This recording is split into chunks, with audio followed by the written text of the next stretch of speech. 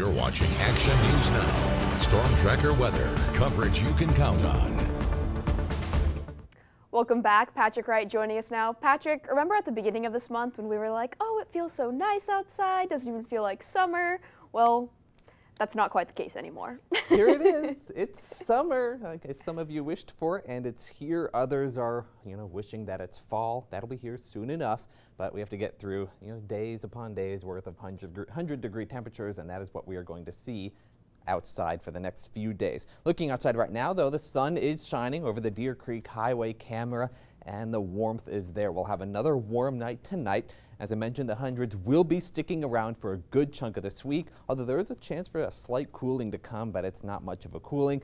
However, with these hot temperatures and the pattern we are in, we do have that high fire danger sticking around this week because we are hot and dry.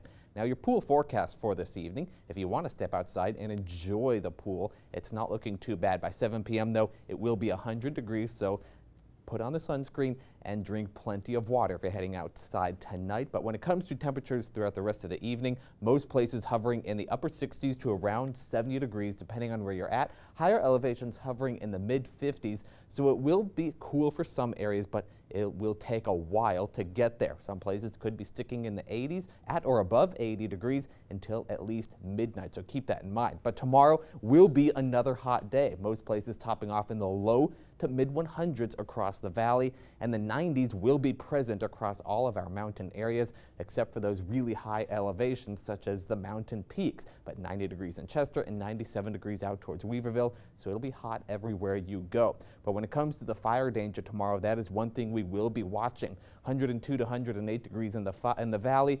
We have a south wind sticking around 10 miles per hour. Some gusts could get up to about 20 miles per hour, though the main concern will be that humidity, anywhere from 10 to 15%. So we're keeping the fire danger at the high level. So use caution if you're doing anything outdoors that may inadvertently spark a fire. And when it comes to where we go from here, this is the ridge of high pressure that's been keeping us pretty warm for the last couple of days. That'll start to wobble a little bit and weaken and let a little bit of a broad area of low pressure off towards our north and east, or northwest, I should say, kind of impact our weather.